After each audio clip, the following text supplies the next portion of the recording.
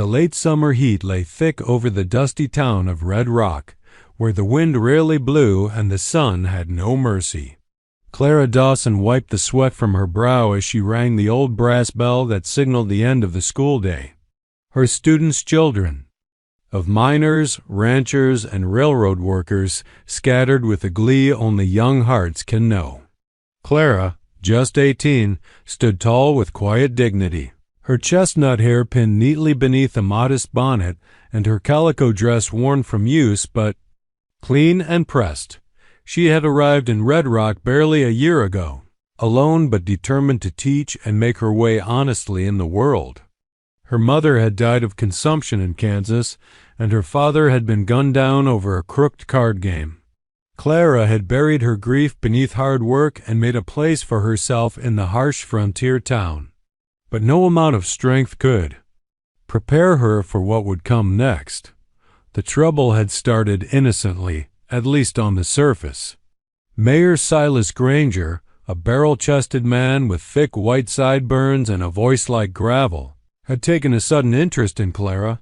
At first, it was flattery. A bouquet of wildflowers left at the schoolhouse door, a new chalkboard delivered unannounced, an invitation to supper. Clara, polite and cautious, declined all advances with grace, citing her busy schedule and the impropriety of such a connection. But Mayor Granger was not a man used to being denied. He had ruled Red Rock for nearly 10 years not by fairness, but by intimidation. He controlled the sheriff, the saloon, and the freight lines. He had buried enemies and rivals alike under rumors or bullets, and he believed Clara, young and alone, would be no different. "You're a pretty girl," he told her one afternoon, blocking her exit from the schoolhouse. "You could have a good life here, a powerful life. All you have to do is say yes." "I'm here to teach children, not to be someone's possession," Clara replied, clutching her books tightly. "I'd thank you to keep your distance." Granger had narrowed his eyes then, his jaw twitching. "Be careful, Miss Dawson. This town isn't kind to women who act high and mighty." She knew then that her refusal had turned dangerous. A few days later, the annual Red Rock Social was held, a tradition where townsfolk gathered in the square for music, dancing, and shared food. Clara almost didn't attend, but Miriam, her friend and the widow of a ranch hand, had urged her to come. "You need to show your face," Miriam had said. "He's trying to scare you into hiding." So Clara, dressed in her best blue dress, pinned a sunflower to her sash and walked into the square with her head held high. Music played, children danced in circles, and the scent of roasted pork wafted through the air. At first, all seemed normal. Then Mayor Granger approached, towering and sweating in a too-tight suit, with a silver pocket watch gleaming from his vest. He held out his hand. "A dance, Miss Dawson?" The music fell quiet. People turned to watch. Clara looked him in the eye. "No, thank you, Mayor. I don't dance with liars or bullies." A hush fell over the crowd. For one long moment, Granger's face went pale, then purple. A few women gasped. One man chuckled, but quickly silenced himself.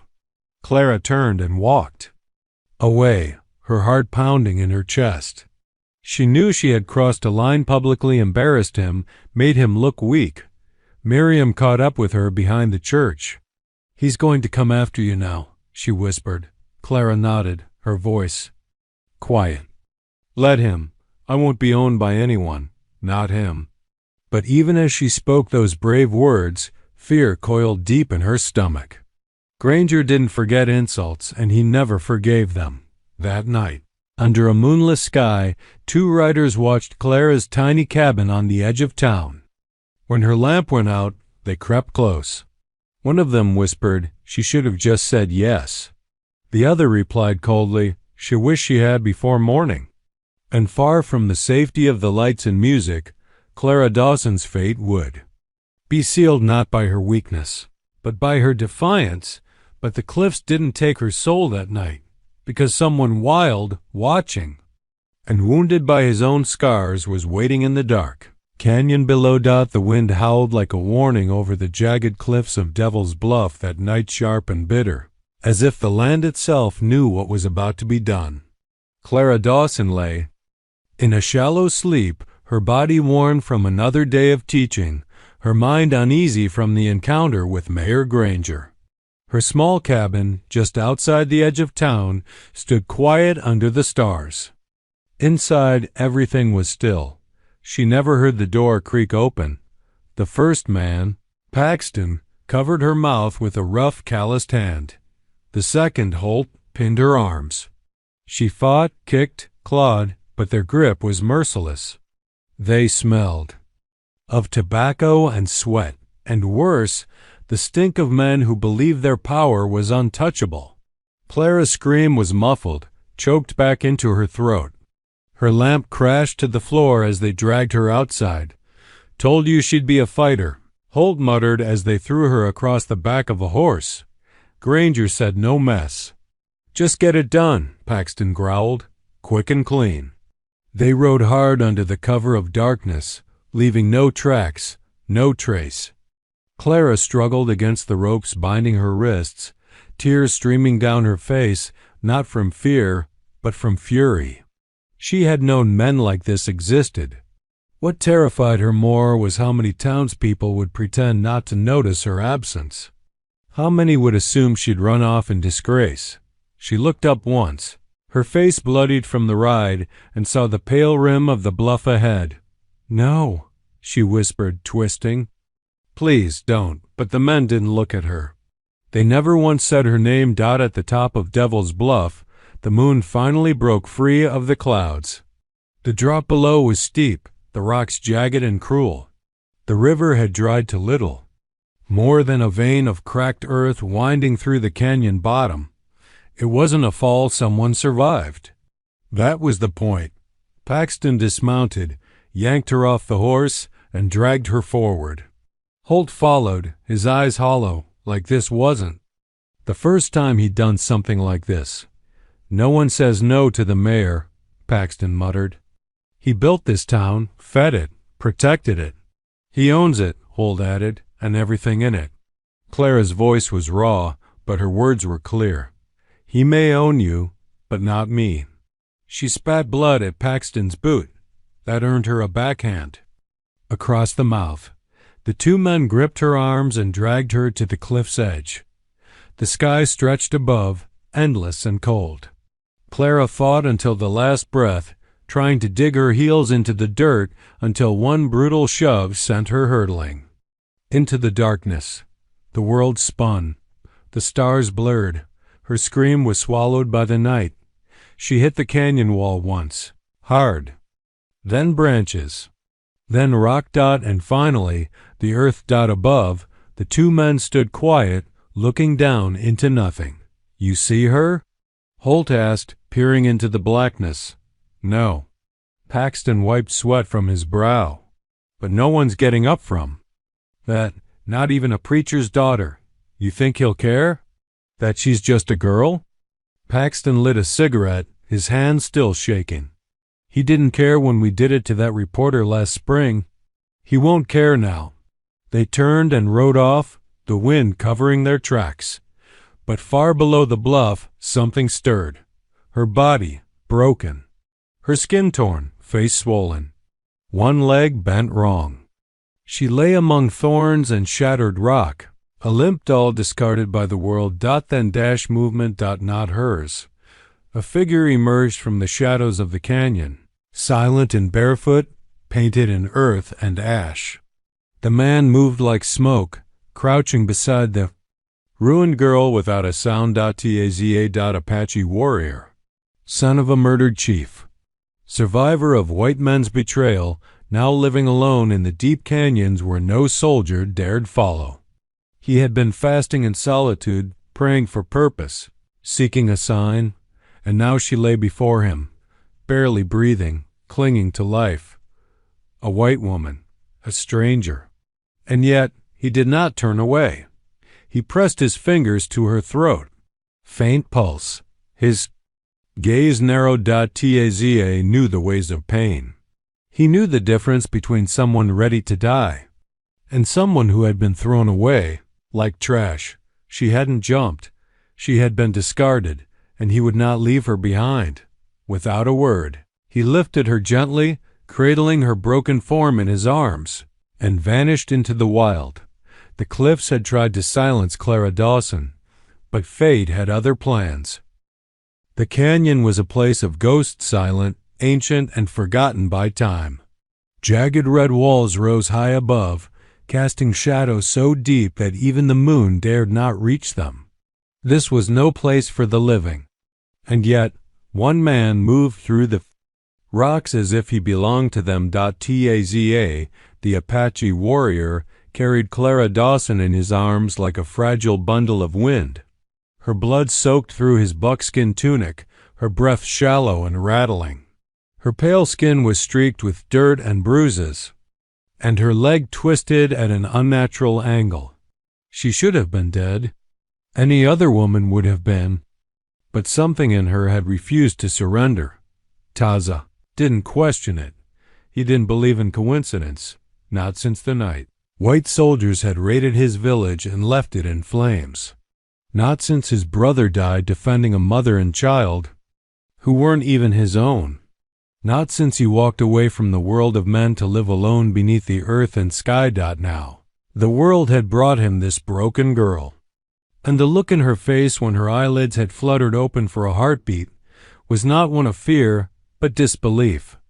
As if she'd never expected to see kindness again, Taza wound his way through the canyon's narrow trails, following a hidden path only he knew.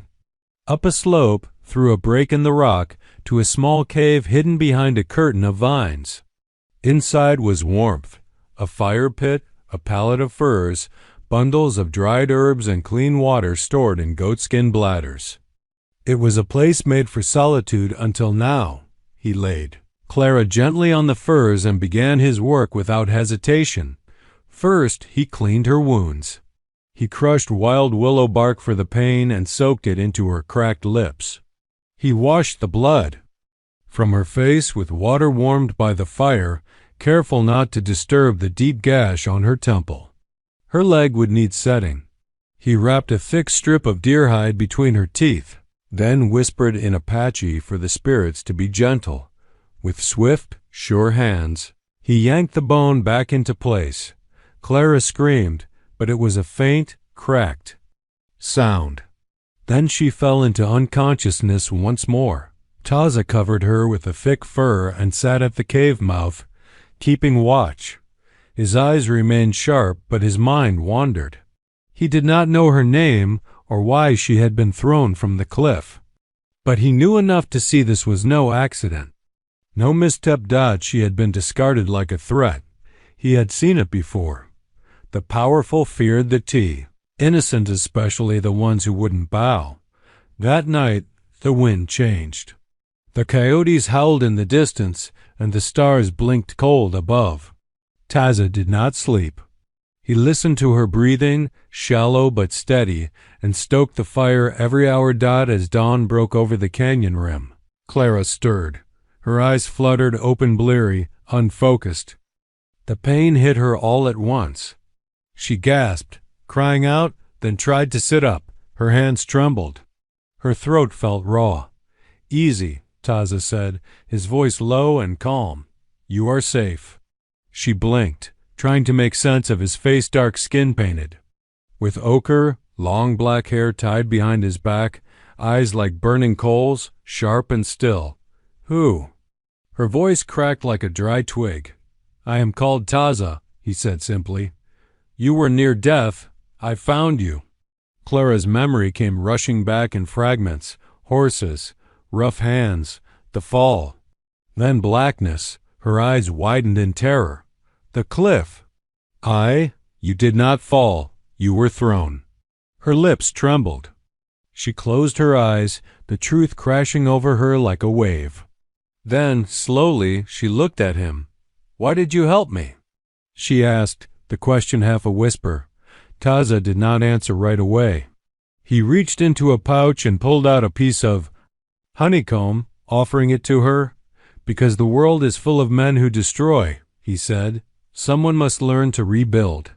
Clara's hand shook as she took the honeycomb. The sweetness surprised her, and for the first time in days, she tasted something other than fear. For the first 2 days, Clara drifted in and out of a fevered sleep, tangled in dreams of falling in blood, of Mayor Granger's sneer and the sickening moment her feet left the ground. But each time the nightmares took her, she awoke to the same thing: warmth, a soft blanket of fur, the scent of smoke and cedar, and the steady, silent presence of the Apache warrior who had saved her life. Taza never asked her name. He simply tended to her like she mattered. He ground herbs with a smooth river stone, steeped them into bitter teas, and coaxed her to sip them. When she vomited from the pain, he held her upright. When she sobbed, half from agony, half from shame, he said nothing. He simply sat nearby, still as stone, offering her the one thing no man in Red Rock ever had: dignity. By the third morning, Clara was strong enough to whisper her name. "Clara Dawson," she rasped, her voice dry as the canyon wind. Taza nodded once, as if he had already known. "Clara," he repeated, testing the name on his tongue. "You are not dead yet, Clara Dawson." She gave a weak smile. "I suppose that's something." He didn't smile back. "It is everything." That day, Taza began teaching her. He started small, showing her how to sit up without aggravating the wound in her leg, how to roll her ankle against a flat stone to regain strength. She watched, quietly fascinated, as he mixed salves from crushed desert plants, creosote for infection, yucca root to clean the skin. His hands were deft, his movements economical, precise. Clara, who had been raised with books and prayer, had never imagined healing could come from the earth itself, but here it was. "Where did you learn all this?" she asked once, as he adjusted the splint on her leg. Taza didn't look up. "My mother." Before the soldiers came. She didn't press further. His voice, when he mentioned his past, turned brittle like dry bark that could crack under too much pressure. In return, she told him of Kansas, of her parents, of how she taught reading and sums to children who barely owned shoes, and how that had given her a purpose. Taza listened in silence, occasionally nodding, his gaze always on the fire or the canyon beyond. "I didn't think I'd ever speak to anyone again," she confessed one evening. "Not after what they did. I thought ... I was ruined." He turned toward her, his eyes catching the firelight like obsidian. "You are not ruined. They tried to break your body, but your spirit still fights." Clara blinked back tears. No one had ever spoken to her like that before. Not with pity, not with lust, just ... truth. Later that night, as she lay on the fur pallet, listening to the wind whisper through the canyon cracks, Clara stared up at the stone ceiling above and whispered, "Why me?" She meant it as a prayer.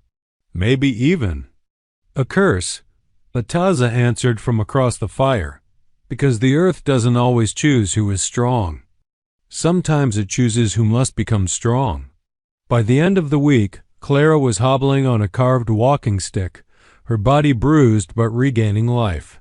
She had traded her blue dress, ripped and bloodied, for a soft tunic of deerskin Taza had offered her. It fit loosely but comfortably, and for the first time, she didn't feel like she was wearing a costume for someone else's approval. One morning, as the sun filtered into the canyon, Taza placed a small knife in her hand. "For protection," he said. Clara stared at it, then looked up at him. "You think they're coming back?" He didn't answer. He didn't need to. That same day, he took her deeper into the desert. He taught her how to move silently across stone, how to recognize mountain lion tracks, how to find water in the roots of a cactus. They spoke little, but something unspoken began to bloom between them, something fragile and aching and real. Clara watched him often when he wasn't looking. the way he moved like part of the land itself, the way he never flinched from hard things, setting traps, cleaning wounds, facing pain. She realized he was not just a warrior. He was a man carrying his own ghosts. She wanted to know them. But first, she had to face her own, because healing wasn't just about the body, and Clara Dawson wasn't content to hide in a canyon forever. She was alive. And soon, she would make the men of Red Rock wish she wasn't. Back in Red Rock, the town's silence was louder than any gunshot. Days had passed since Clara Dawson's disappearance, but few dared to speak her name. Those who had seen her confront Mayor Silas Granger at the social remembered her defiance all too well. And they knew what that kind of defiance cost in a place like Red Rock. Her little schoolhouse sat abandoned, its bell unmoved. The children whispered rumors. She ran away. The mayor sent her east. She got sick and died. None of them knew the truth. But the adults? Most of them had seen enough over the years to guess. Miriam Brooks, Clara's closest friend, watched the town with growing dread. A widow in her mid-20s with sharp instincts and a heart too kind for her own good. Miriam had seen this pattern before, how women went missing and men turned blind. She'd lost a sister that way. And now Clara was gone too. She stood at the general store, gathering mail and supplies, when Sheriff Bill Hodges approached. He was a broad-shouldered man with tired eyes and a badge that had long since lost its meaning. "Still no word from your friend?" he asked, a forced calm in his voice. Miriam turned sharply. "No. Have you even looked for her?" we asked. "Around," he replied, shifting uncomfortably. "No one saw anything after the social. Likely she ran off in shame." "Shame?" Miriam's voice cracked like a whip. "You mean after turning down the mayor in front of the whole town?" Few passers-by turned their heads. The sheriff frowned. "Careful now, Miriam. Don't stir up trouble." Miriam stepped closer. Someone should. Because Clara didn't just leave. She wouldn't abandon her students. She wouldn't vanish without telling me. He lowered his voice. "I'm warning you. Let it go. You know how this town works." She stared at him a long moment. "That's the problem. I do." In the saloon that night, Mayor Granger sat at his usual table, sipping whiskey from a heavy glass. His boots were propped on the table, and his mood was smug. He wore a new coat, black wool with silver buttons, and a fresh shave, as if to wash the gilt from his face. Paxton and Holt were there too, keeping quiet but close. No one said a word about the girl. No one asked where she'd gone. The mayor spoke of cattle contracts, rail expansion, and upcoming elections. The men around him nodded, laughed, raised their glasses. As long as their pockets stayed full, their consciences stayed clean. But not everyone bowed. An old rancher named Caleb, too drunk to remember his place, muttered something about the Dawson girl. Granger's eyes turned to ice. "What was that?" he asked, voice flat. Caleb blinked, confused. "Just, she was a good teacher. Shame she left." Granger stood slowly. The room fell quiet. "She left because she wasn't made for this place," he said. "Weak hearts can't handle the West. Now raise your glass or get out." No one moved. No one spoke. The silence was its own kind of violence. On the outskirts of town, Miriam sat alone on her porch, oil lamp flickering at her side, staring out into the night. In her lap was a small leather-bound journal. Clara's. She had taken it from the schoolhouse before the mayor's men came snooping. Inside were pages of Clara's neat handwriting, lesson plans, and poems. But tucked in the back, behind a folded page, was a list. A list of names. All women. Each with a note beside them, left town. Drowned, married, and disappeared. Miriam's heart raced. She'd seen this before. Clara hadn't just been afraid for herself. She'd been digging, looking for a pattern. And now Miriam saw it too. Every woman who had crossed Granger or simply rejected him had vanished. No one had ever dared to ask why until Clara until now. Miriam lit another lantern and set it in the window, the flame bright against the dark. It was a signal. One Clara had taught her when they first became friends. If I disappear, don't let them forget me. Miriam wouldn't. Not this time. And miles away. In the canyon, Clara trained. She stood on one leg, braced against a branch for balance, her splinted leg trembling with effort. Taza watched from nearby, silent but approving. The pain was sharp, but her eyes were sharper. I need to go back, Clara said, gritting her teeth. Not now. But soon. Taza nodded once. Then we prepare. Because the town had buried the truth, and Clara Dawson was done staying buried. Clara had always been clever with books, grammar, arithmetic, history, but nothing in her past life prepared her for the lessons she was learning now. The canyon had become her classroom. And Taza, the Apache warrior who saved her life, was her teacher. Each day began with the sun's first light stretching across the sandstone walls. The moment Clara could bear to stand, Taza began her training. He was patient but unyielding, his instructions stripped of comfort or indulgence. She'd asked him once why he didn't speak much while teaching. Words can lie, he said, but your body never does. The first lessons were simple: how to listen. Close your eyes. He told her one morning as they sat on a ledge overlooking the dry riverbed. What do you hear? She frowned, concentrating. The wind. What else? A bird. He nodded. Where? She pointed left. Wrong. Hawk is behind you. She opened her eyes, surprised, and heard it clearly now. The screech echoed off the canyon walls, not ahead of her, but far behind. You must hear everything, he said. The wind, the earth, your own heart, especially your fear. Listen to it, but do not obey it. She didn't say anything, but the words settled into her chest like seeds. Later, Taza showed her how to move without sound. Clara limped less now, though her leg still ached when she put too much weight on it. He gave her soft leather moccasins and showed her how to walk toe first across stone and sand, to use shadows, to feel with her feet before committing her full step. They practiced in silence, weaving through narrow canyon corridors like ghosts. Once, she slipped and caught herself against the rock wall. Taza raised an eyebrow. Would have been heard 2 ridges away. Clara grinned through her sweat.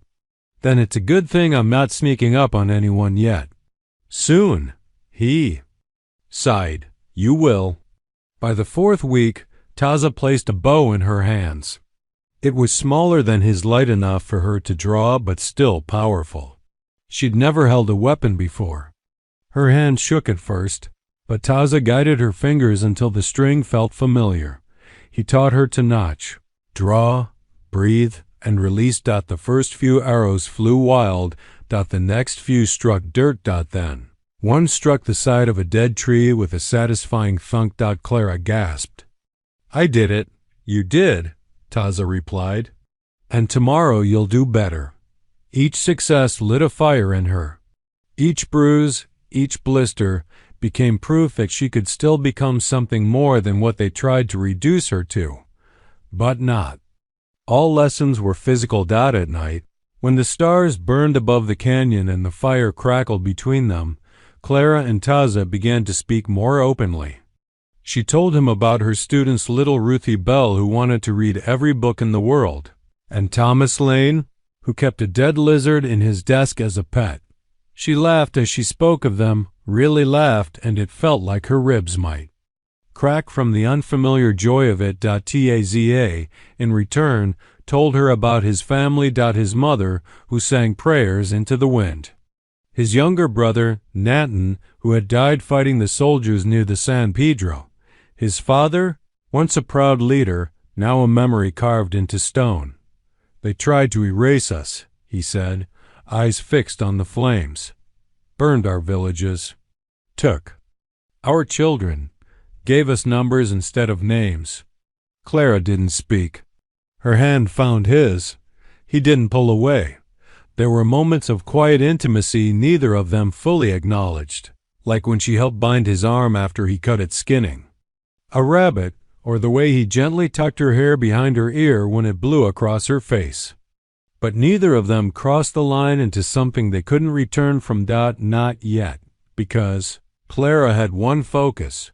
Justice. And justice required strength, not distraction. One night, after days of tracking and silence and hard lessons, Clara stood alone at the canyon's edge, bow in hand. She took aim at a cactus 50 feet away. She breathed, released. The arrow struck the center of the stalk. She smiled. Taza, watching from the shadows, allowed himself the smallest of nods. "She's ready," he whispered to the stars. Far away, in Red Rock, Mayor Granger slept comfortably in his fine house, never imagining the girl he'd thrown away was alive. Stronger. Smarter. And coming back. The day began like any other in the canyon, crisp air, a violet dawn stretching across the red stone, and Clara rising with fire in her limbs and purpose in her heart. But this day felt different. She could sense it in Taza's quiet tension, the way he kept glancing up toward the ridgeline, the way he stopped to listen more than usual.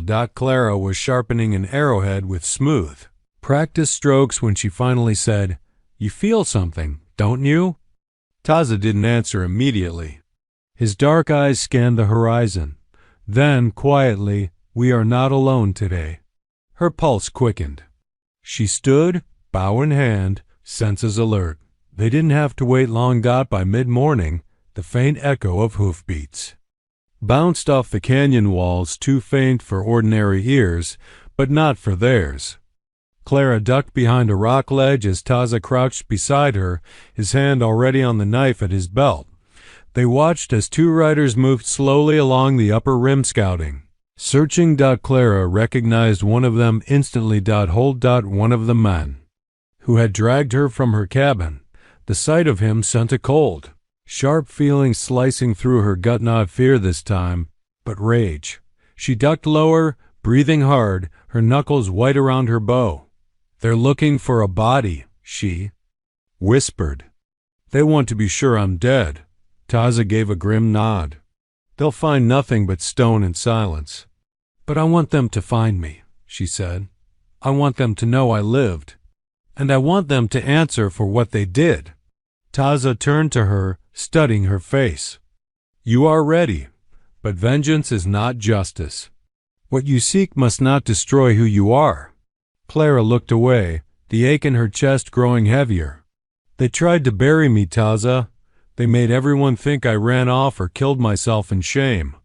They'll keep doing it to other women, to girls. Unless someone stops them." She paused, then looked at him, voice steady. "I have to go back." He didn't argue. Not this time. Instead, he reached into a leather pouch and pulled out a small, weathered necklace, an Apache talisman carved from bone and wrapped in thread. "My brother wore this when he died," Taza said. "Now it is yours." Clara took it reverently, her throat tightening. "I'll carry it with me. For both of us." That night, they sat by the fire, not speaking much. There was no need. They had spoken with their actions, their glances, their silence. They shared one last meal of roasted rabbit and corn cakes, and Clara rolled her map of the town flat across a stone table Taza had carved from the canyon floor.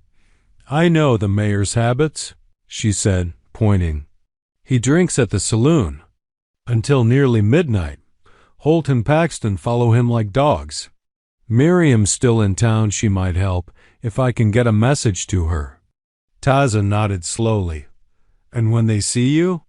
Clara looked up, firelight flickering in her eyes. "Then they'll see what survival looks like." The next morning, Clara wrapped her healing leg in a leather brace, tied her hair back tight, and fastened the talisman around her neck. She wore the Apache tunic Taza had given her, and slung the small bow over her back alongside a satchel of herbs and bandages. Before she mounted the horse Taza had prepared, she turned to him one last time. "Are you sure you won't come with me?" "I'll follow," he said, "from the ridges. No one will see me, but I'll see everything." She nodded, trying to hide the ache in her chest. "I'm not afraid." Taza stepped forward. "I know. But be careful, little hawk. Your enemies have sharp teeth, but deadlier still are the ones who smile." Clara leaned in and pressed her forehead to his, her hand resting against his chest. No kiss, no promises. Just breath, warmth, and truth. Then she rode out, leaving the canyon behind, the cliffs slowly swallowing Taza from view. As the sun dipped behind the hills, Clara reached the outskirts of Red Rock. She waited until full dark before slipping into the shadows behind the general store. Wrapped in a cloak and hood, she moved unseen. Only one lantern glowed in the distance, the one in Miriam's window. Clara crept close and gave a soft whistle. The curtain shifted. Seconds later, the door opened and Miriam stood frozen in disbelief. "Clara?" She breathed. Clara stepped into the light, pulling back her hood. "I'm alive," she said, "and I'm not hiding anymore." Miriam didn't cry, not at first. She just stood there, gripping the edge of the door as if the floor might fall out from beneath her. The oil lamp in her hand trembled, casting flickers of gold across Clara's face. Dirt still streaked her cheeks. Her tunic was torn at the shoulder. Her eyes held shadows that hadn't been there before, but she was alive. "My God." Miriam whispered, "They said you were gone." "I was," Clara replied softly, "but I came back." Miriam pulled her inside and shut the door, locking it with shaking hands. She set down the lamp, then turned and hugged Clara tightly, her body quivering from relief. After a long moment, she pulled back and looked her friend over. "You shouldn't be here," Miriam said. "If they find out, they will," Clara cut in. "That's the point." Clara sat at the kitchen table while Miriam poured hot coffee, her hands still trembling.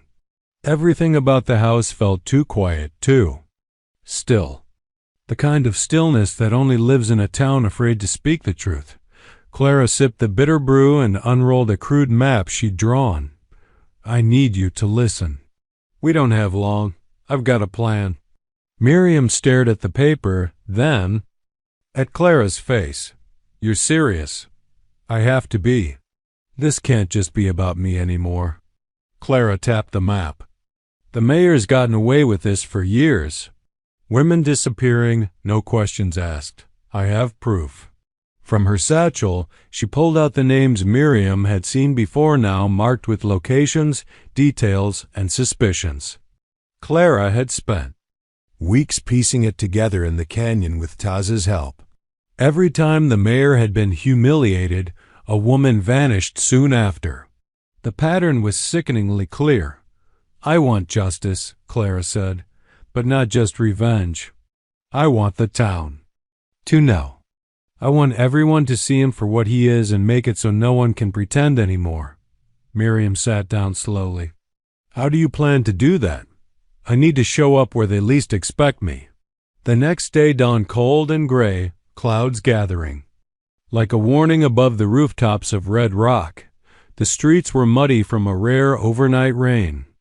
Most townsfolk stayed inside, but whispers had already started. "Someone saw a rider come in last night. Looked like a ghost. Wore Apache leather. I heard it was the Dawson girl's sister. Know someone said it was her." Mayor Granger laughed when he heard the rumors. "People see what they want to see," he told Paxton and Holt over whiskey. "Let 'em talk. Dead girls don't ride into town." But that evening, as the saloon filled with smoke and music, the front doors swung open, and Clara Dawson stepped inside. She wore her Apache tunic and the talisman around her neck. Her leg was braced, but she walked without fear. The room fell silent as chairs scraped and bottles clinked to a stop. Even the piano went still. Paxton dropped his drink. Holt stood slowly, mouth half open. Clara's eyes swept across the room and locked onto Mayor Granger. He turned pale. "Miss Dawson," he said, voice flat, controlled. "What a surprise." "No," she replied, stepping forward, her voice ringing. "The surprise is that you ever thought I wouldn't survive." She walked straight to the center of the saloon and pulled a bundle of folded papers from her satchel. Names, details, dates, testimonies. She turned to the crowd, holding them high. "I was thrown off a cliff because I wouldn't bow to this man. He had me dragged from my home in the middle of the night. They meant for me to die, but I didn't." She handed the first paper to the town's blacksmith, another to a rancher's wife, then to the preacher. She made sure the truth was no longer hers alone. Granger's face twisted with rage. "She's delusional. This is slander." "You're a coward," Clara said, turning to him. "You hid behind men like Holt and Paxton, too afraid to get your own hands dirty. But I know what you are." He lunged for her. Before anyone could react, a shape moved through the back door. Taza. Silent and sudden, like a shadow. He stepped between Clara and the mayor, blade drawn. The entire room froze. Granger stumbled back. "You brought a savage into my town?" "I brought justice," Clara said coldly. "The kind you've never faced." Outside, the townspeople had gathered. Word spread faster than fear. Clara stepped into the square, followed by Taza and Miriam, holding her head high as the crowd looked on. Clara spoke again, louder now. "How many more women have to vanish before you stop looking away? How many have to die before you say enough?" The mayor burst through the saloon doors, gun drawn. A single shot cracked the air. Taza moved like lightning. The mayor's hand twisted with a sickening snap as his pistol hit the dirt. He screamed, falling to his knees. Clara stood over him, shaking, but she did not flinch. "You're done," she said. The mayor was dragged from his office. And Clara Dawson, who had returned from the dead, became the woman who broke a town's silence. The jailhouse in Red Rock had never seen a prisoner like Silas Granger. He sat in the corner cell, face bruised and twisted, wrist bound in a splint, and pride shattered. The once feared mayor no longer barked orders or flashed threats. Now he spat bitterness at the floor and cursed the names of those who had once feared him, names now turning against him, one by one. Outside the barred window, the town buzzed with quiet unrest. News of Clara Dawson's return had spread like wildfire. People whispered her name in awe, in guilt, in shame. Some still refused to believe it, but others had begun to remember. Old accusations re-emerged. Stories that had been buried out of fear found breath again, and women, so many women, came forward. Widows, wives, daughters. Clara had torn a hole in the lie Red Rock had lived under for years, and the truth was pouring in. That night, under the stars, Clara stood on the church steps, surrounded by people holding lanterns and questions. Taza stood beside her, silent as ever, a looming presence that kept the mayor's remaining men at bay. Miriam passed out copies of Clara's written testimony. The preacher, once silent in the face of corruption, now held a Bible in one hand and a letter from a lost sister in the other. Clara stepped forward. "I was thrown from a cliff by men who thought silence would protect them. I survived because someone who should have been my enemy saved me. That alone should tell you everything about what's right and what's wrong in this town." The crowd remained quiet, but no one turned away. She continued, "I don't want your pity. I want change. I want girls to grow up in a place where saying no doesn't mean death, where truth isn't buried with the bodies of the brave." A woman in the crowd, gray-haired, stooped, raised her voice. "My daughter disappeared after refusing the mayor 3 winters ago. He said she ran off. I believed him." Clara met the woman's eyes. "I believe she didn't." The woman nodded slowly, tears falling down her cheeks. More voices followed. One by one, people came forward with memories, regrets, bits of truth. Red Rock, so long gripped by silence, was finally learning how to speak. Inside the jail, Sheriff Hodges paced nervously. He had been part of the system that enabled Granger, he knew that. But he also knew something had shifted. The people weren't looking the other way anymore. He walked to the cell, looked Granger in the eye. Town council's meeting in the morning. They want a vote. They're talking trial. Granger growled. I built this town. No, the sheriff replied. You owned it. There's a difference. Back at Miriam's house, Clara soaked her feet in warm water, exhaustion crawling through her bones. Taza sat nearby, mending the handle of her walking stick, his movements slow and deliberate. You did what most wouldn't dare, he said, not looking up. You faced death. Then you came back to face truth. I'm tired, she whispered. You can rest now, he said. She looked at him then, really looked at him, his weathered hands, his calm strength. In another world, they might have met differently, easier, gentler. But this was the world they were given. She moved closer. Will you stay? She asked quietly. He nodded. Until the earth says to move, she smiled faintly. Then you'll be here a while. The next morning, Red Rock's town square was full again. Only this time, it wasn't for a dance or a hanging, it was for a trial.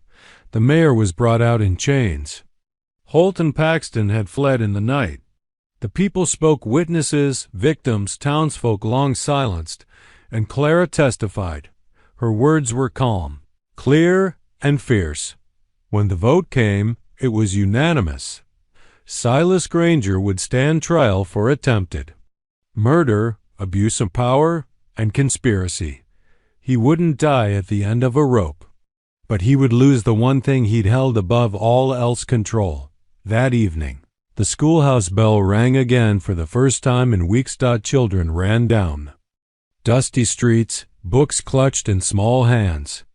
Clara stood at the doorway, chalk in hand, and welcomed them back. She was no longer just a teacher. She was proof that a woman could be broken, buried, and still rise stronger. She had become something more. Not just a survivor, a reckoning. The sun rose slow and golden over Red Rock, spilling warm light across rooftops still damp with morning dew. The town, once held in the shadows of fear and silence, now stirred with something unfamiliar. Hope. Clara Dawson stood in the schoolhouse doorway as the children filed in, their laughter returning like birds after a long storm. She greeted them with a soft smile, her cane leaning beside the desk, her back straight despite the ache that still lived in her bones. She wore a simple dress, familiar but different. She was still herself. Just forged a new. At the back of the room, one little girl lingered, her hand clutching a folded paper. Clara knelt with effort and opened it. A drawing stick figure standing on a cliff, one falling, one catching. The girl looked up and whispered, That one's you. Clara blinked back tears. Thank you, Ruthie. Outside, townsfolk worked side by side to repair the damage of years gone unspoken. Miriam helped board up the old saloon, while the sheriff and a few new deputies cleared out the mayor's mansion for evidence. The town council, once a gathering of men who bowed to power, now included women elected, not chosen. And at the edge of town, under the cottonwood tree by the riverbed, Taza stood in quiet reflection. He had not left, though he had said little about why he stayed. He simply remained. When Clara approached, he didn't turn. He seemed to sense her long before she spoke. I thought I'd find you here, she said softly. This place is quieter now, he said. Less lies in the air. Clara stood beside him, folding her arms. They're trying. It won't change overnight. But it started. You made it start. She glanced at him, voice low. I couldn't have done it alone. You weren't meant to." They stood in silence for a moment. Then Taza spoke again. "I will leave soon. When the time feels right. There is still pain in the world, and I am not finished walking through it." Clara nodded, her heart heavy but understanding. "And when you do, you'll come back?" He turned to her now, his eyes full of something deeper than any. "Promise. When you need me, I will come." They didn't kiss, not then. Not yet. But as the wind picked up and the leaves rustled overhead, Clara reached for his hand, and he didn't pull away. That evening, as the town gathered for a harvest supper, a long table built down the main street, candles flickering in jam jars, Clara walked among the people who had once turned away. Now they met her eyes.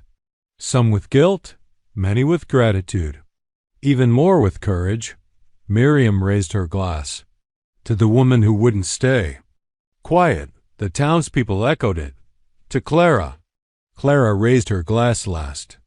To the ones who come after. May they never fear telling the truth. The toast rang out under the stars. Later, as the fire crackled low and the crowd thinned, Clara sat alone near the dying flames, thinking of all she had lost and all she had reclaimed. She was not the same girl who had arrived in Red Rock to teach reading and prayers to barefoot children. That girl had been naive, hopeful.